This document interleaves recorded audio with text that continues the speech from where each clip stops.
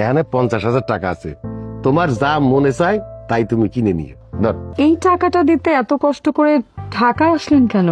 মানে আমার অ্যাকাউন্টে পাঠিয়ে দিলেই হতো। অ্যাকাউন্টে পাঠাই দিলে কি আমার বৌমার এই চাঁদ মুখখানা দেখতে পারতাম?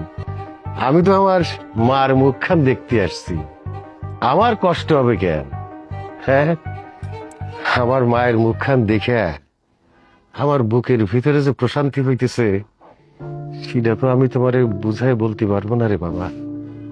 আব্বা হয়েছে কি, ও তো শহরে বড় হয়েছে, জন্ম শহরে। এই যে মায়া মমতা, আপন মানুষের প্রতি ভালোবাসা, নারীর টান, এই অনুভূতিগুলো আসলে ওর মধ্যে একটু কম। তুমি কিছু মনে করো না। আমি কি মনে করব? কি কইস না কইস, আমি তো জানি আমার মা একটা সহজ সরল মাইয়ে।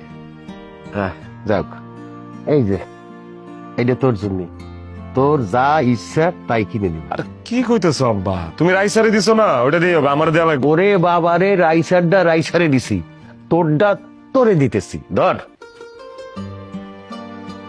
তোর যা ইচ্ছে তাই তুই কিনে খাবি।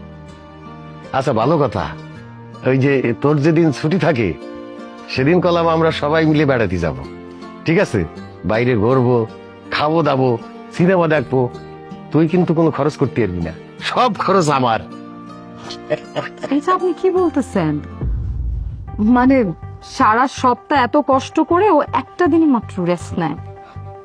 একটা দিন একটু কষ্ট করলে কিছু হবে না রে মা, আমরা তো এতদিন পরে গ্রামের থেকে আসছি, আমাদের সাথে একটু ঘুরবে টরবে, কি তোর সমস্যা হবে?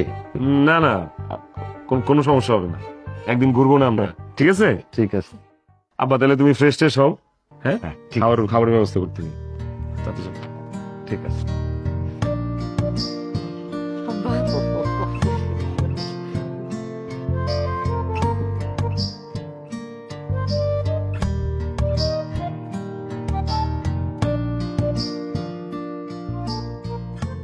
সিমরি, এই গ্রামেও দেখছি সারাক্ষণ তুমি সিরিয়াল না ফিরিয়াল কি দেইস?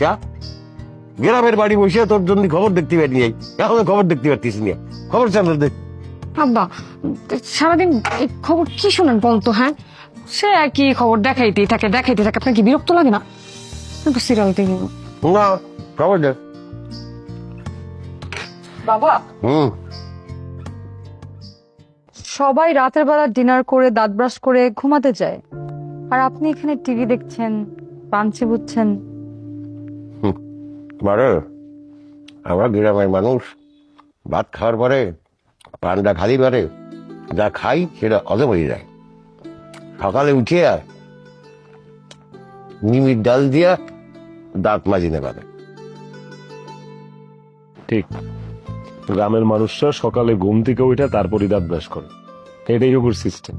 হয়, এই তুই তো ভয় বাবা, তোর সাথে আমার একটু কথা আছে। বৌমা, তুমিও বসো, তোমারও শোনার দরকার আছে। আব্বা এখন তো ঘুমের সময় হয়ে গেছে, আর তাছাড়া আমার ঘুমেও ধরছে, কালকে সকাল সকাল অফিসে যেতে হইব। কি করবে না করবে পরে শুনবো না, আমি একটু ঘুমাইতে যাই। হুম হুম হুম